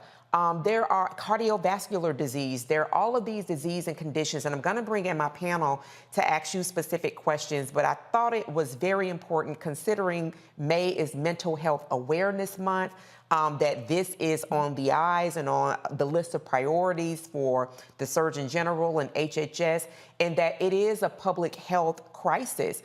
Could you talk to, before I bring the panel in, really why it is important? You mentioned it could, be, we can take it from a biblical lens, or we could take it from a psychological lens, but why is it good for the well-being of a person overall to have not just social connections, but healthy social connections? Yeah, that's great. Well, let's just get biblical for a second. God always knew what he was doing, right? He says we should not be unevenly yoked, right? We can't be unevenly yoked, because that means we're moving with people that we don't share the same energy with. And that's why it's important to have people that there's a background of relatedness, that you are really connected, you share the common interests, because when you are evenly yoked, you're going to be vibrating at the same frequency, and frequency generates energy, and energy gives life. So that's why it's really important to be with the right people, because if you're with the wrong people, the same holds true in reverse, right? And it's the difference between ease and dis-ease. When you are associating and congregating with people that are resonating in your energy field, I say, your vibe determines your tribe. When that's happening, you're in a space of ease, and so you're thriving, you're vibrating, you're happy, your cells are happy. But when it's the opposite, you've been around people that you don't vibe with, right? It's a horrific feeling. Like it's dis-ease. You're not at ease. And from dis-ease comes disease. Absolutely. Absolutely. Love that breakdown. Renita, I'm going to start with you. Your quick question for Dr. Byer. Sure. So my question is around, what are some solutions that people can use to cure sort of their loneliness? And the reason why I ask this, it may seem obvious, but the reason why I ask this is because some people do thrive on not needing a lot of social interaction. All of our personalities are just different. And, so it's hard sometimes for some folks who feel lonely to sort of lay that on other people who need alone time to recharge, or who need a lot of alone time to recharge, or feel that they do better without lots of social interaction. So folks who are lonely, what is it that they should do? So if you're lonely, well, there's three things that I'd like to address that you brought up. The first thing, we have to talk about an introvert and an extrovert. Some people really do love their alone time and they want to be alone. That doesn't mean that they have a wish to be lonely. Remember, alone is a physical space. Lonely is the removal of connection from another human being. You don't have access to that. So that's very distinct right there, right? Now, if you have someone who is really lonely, what they need to do, and I say this to my clients all the time, is find something that you love doing. What are you passionate about? And then make it your business to connect with others who share that passion. Love that. Absolutely. Social connection is the fabric that weaves us all together. Dr. Malvo, your quick question for Dr. Byer. Dr. Byer, first of all, thank you for your work, and especially for honing in on this loneliness issue.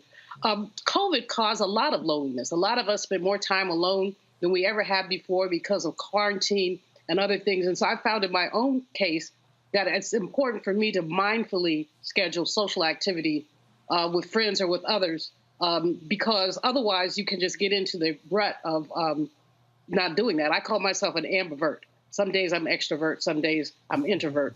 Some days, yeah, I'm with you on that one. Yeah. But in any case, how much time should people plan, mindfully try to be with others, outside of work? what is there a yardstick to say, once a week, twice a week, go to church? What kind of yardstick should people use so that they can say, gee, I haven't been outside the house for a week. Something must be wrong. Yeah, that's a great question. I don't think there's any formal way of measuring that. I would say to anyone who wants to know how much interaction they should have, I would just say, how much joy are you looking to experience, right? Because that's what interaction does. It brings you joy. So if you don't need a whole bunch of joy all the time, then cool, you're good. Right? Just you have to be true to yourself. Take some personal inventory. Like, what do I need in order for me to feel good about this day? Oh, I need alone time. Okay, then manage your life that way.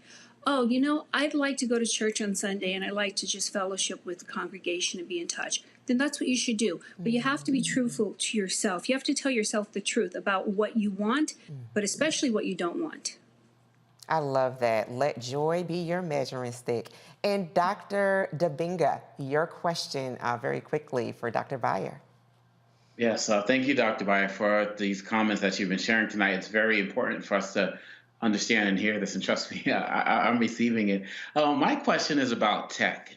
This idea of when I see people gathering at restaurants and they're like, first thing everyone does is pull out their phones. And this idea that you can always be somewhere else when you have your phone, does that contribute to this idea of loneliness, the idea that you can never be fully present in the space that you're in? Is there a connection between loneliness and this tech and social media space is my question. That's good.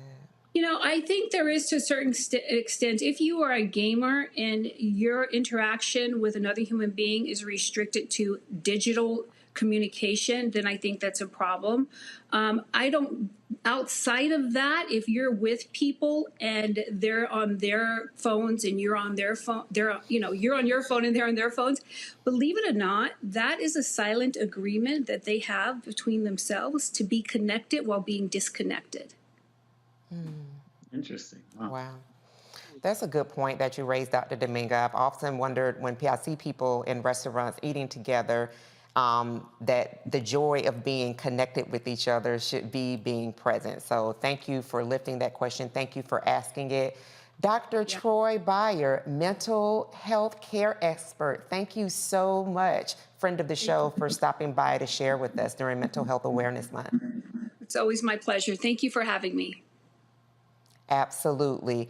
And so I am so incredibly grateful to this fantastic panel, my friend, Dr. Julianne Malveaux, also my buddy, my brother, Dr. Dominga, who gave me so much grace for chopping up his name, and my homegirl, former lawmaker, state representative from my home state of Georgia, Renita Shannon. I want to thank the three of you all for your incredible commentary. And I also want to share, Dr. Dominga shared, he has a book that is coming forward. Definitely want to make sure that you bookmark that. My book, A Southern Girl's Green Thumb, which was #1 new release on Amazon, is available right now. It drops Saturday. So if you've purchased, I'm so thankful to you. You still do have time to purchase the #1 new release, A Southern Girl's Green Thumb. It is to help you connect and gain interest in purchase plans, especially for your mental health booster. We so appreciate you for joining Roland Martin Unfiltered again. Make sure you are clocking in on Tuesday. Got a good guest that's going to be on here tomorrow. From all of us at RMU, we appreciate you. Everybody on Black Star Network appreciate you. And in the words of Roland, holla. See y'all tomorrow, 6:00 p.m. Be well. Folks, Black Star Network is here. I'm real revolutionary right now. Support this man, Black Media. He makes sure that our stories are told. Thank you for being the voice of Black America, Roland. Stay black. I love y'all. All momentum we have now, we have to keep this going. The video looks phenomenal. See, this difference between Black Star Network and Black-owned media and something like CNN. You can't be Black-owned media and be scared. It's time to be smart. Bring your eyeballs home. You dig? Pull up a chair, take your seat. The Black Table with me, Dr. Greg Carr, here on the Black Star Network. Every week, we'll take a deeper dive into the world we're living in. Join the conversation only on the Black Star Network. Hi, I'm Dr. Jackie Hood Martin, and I have a question for you. Ever feel as if your life is teetering and the weight and pressure of the world is consistently on your shoulders? Well, let me tell you, living a balanced life isn't easy. Join me each Tuesday on Black Star Network for A Balanced Life with Dr. Jackie. We're all impacted by the culture, whether we know it or not. From politics to music and entertainment, it's a huge part of our lives, and we're going to talk about it every day right here on The Culture with me, Faraji Muhammad, only on the Black Star Network. I'm Deborah Owens, America's Wealth Coach, and my new show, Get Wealthy, focuses on the things that your financial advisor and bank isn't telling you, but you absolutely need to know. So watch Get Wealthy on the Black Star Network.